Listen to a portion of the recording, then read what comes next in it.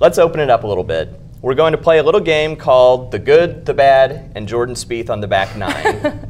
Keep these short. I want your best elevator pitches here. Matt, we'll start with the good. Which is the best major in golf? To me, it's no question. It's the Open Championship. The first one was played in 1860, which means before the United States had a civil war, they were doing battle across the pond on the golf course. I mean, the claret jug holds a special place in golfers' hearts. I mean, drinking wine out of that thing is a rite of passage for elite golfers. And most importantly, the person that wins the Open Championship gets to call themselves Champion Golfer of the Year. Not bad. Kristen? Matt, I'm really going to have to disagree with you on this. I honestly would say that it is the Masters. Like, come on now. There's so much history behind that tournament. It's played at the same place every year. And on top of that, you get to see world-class players truly shine. You have people like Jordan Spieth and Rory McIlroy who just really show up every single time. And it's a great way to showcase all of this great talent. I love the Masters. I love the Open.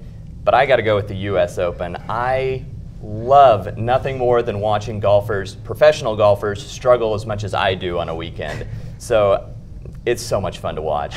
All right, now to the bad. Who's your pick for a top 5 player to miss the cut next, like Dustin Johnson last week? Well, I know you're using Dustin Johnson as an example, but if we're looking at the Bridgestone Invitational that's coming up soon, I honestly think it's going to be Dustin Johnson. Like, when you think about it, he really needs to work on his drive and his putting, and the course at Bridgestone Invitational really is a narrow course, and so he needs to be precise with his drives and with his putts in order to come out with making the cut at least. I agree, but I'll say this. Dustin Johnson likes Firestone Country Club. He won there. He won this Bridgestone tournament 2 years ago, and even though you're right, his driving is not great right now, I like to see him bounce back.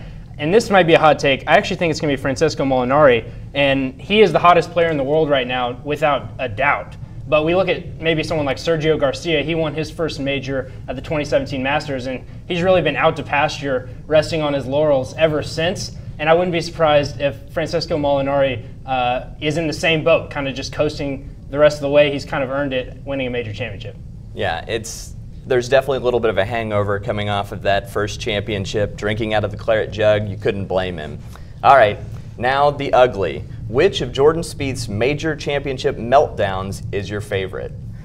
All right, I'm going to take the lead on this one. It's got to be the 2016 Masters. Come on, he goes and he hits the first one in the pond. Then he goes and hits another one in the water, followed up by one in the dunes and his head in between his hands. If there isn't a better meltdown than that, then I don't know what there is. That's the only choice. I still think Jordan Spieth is a pretty clutch player, and you just really need to look at last year's Open Championship. 5 under in the final 5 holes to come from behind to win that major. I don't think he's a choker, and I don't even think this was a meltdown. As I mentioned, he hadn't been playing good golf, and it was really tough conditions. The course average was over par. So for him to come out, and shoot 75, that's tough. But he has closed the door on a lot of major championships already in his young career. You just think he's sitting at 3 majors. He could be at 5 or 6 at this point. If he could just close out a couple Sundays. There was the Masters the year after the major blow up when he dunked another one on 12 in the water. Jack Nicklaus, 17 second place finishes in major championships. Fair. And Jordan Spieth's only 24 years old. He's still got a lot of wins left in him. True. All right, that's all the